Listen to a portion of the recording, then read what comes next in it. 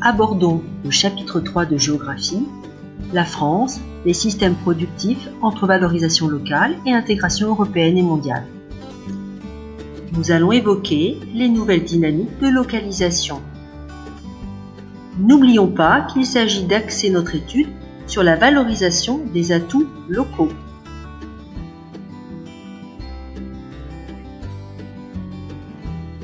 Les entreprises recherchent une bonne accessibilité. C'est un critère fondamental dans le choix de la localisation de leur entreprise. Qu'est-ce que l'accessibilité ?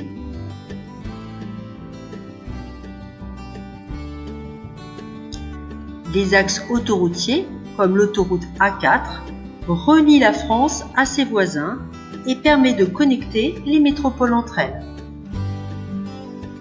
Un réseau à grande vitesse relie Paris à Londres, c'est l'Eurostar.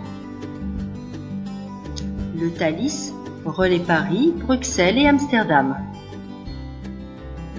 La France comprend de grands ports de marchandises le long de ses façades maritimes. C'est le cas du port du Havre, le premier port commercial français avec près de 3 millions de conteneurs par an. L'aéroport Roissy-Charles de Gaulle est le premier aéroport français, mais également un hub international. Il se place à la deuxième place des plateformes aéroportuaires au niveau européen, derrière Londres Heathrow.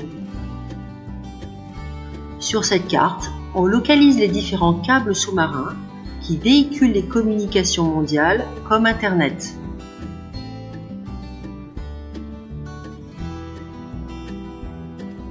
Les entreprises recherchent aussi une main-d'œuvre qualifiée et spécialisée, capable d'innover.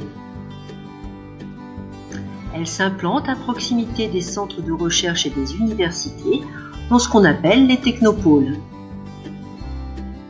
C'est le cas du plateau de Saclay, qui compte 3 universités, 9 grandes écoles, dont l'école polytechnique, 7 instituts de recherche qui accueillent au total près de 65 000 étudiants autour des 168 entreprises présentes sur le territoire, Renault, Thales, Dassault Systèmes par exemple.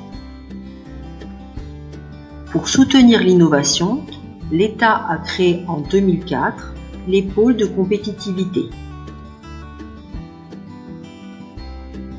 C'est un rassemblement sur un même territoire d'entreprises, d'établissements de formation, de laboratoires de recherche, travaillant ensemble à des projets innovants. Le pôle Tiralia-Pass est un pôle de compétitivité autour des filières du parfum, localisé dans le Grand Est. Les entreprises recherchent également la présence d'aménités. L'aménité, c'est l'ensemble des éléments qui contribuent à rendre un cadre de vie agréable.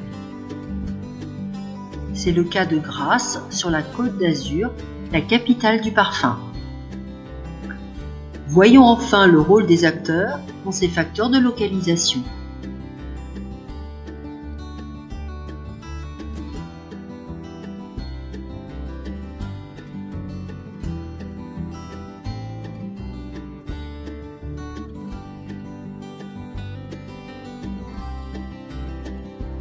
La France est la première terre d'accueil des investissements étrangers, notamment grâce à la baisse de la fiscalité pour les entreprises initiée par l'État.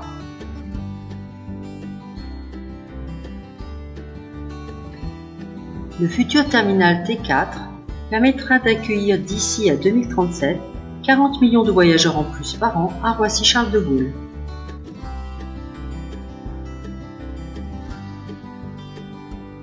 « 4% du PIB était consacré à la recherche en 2018.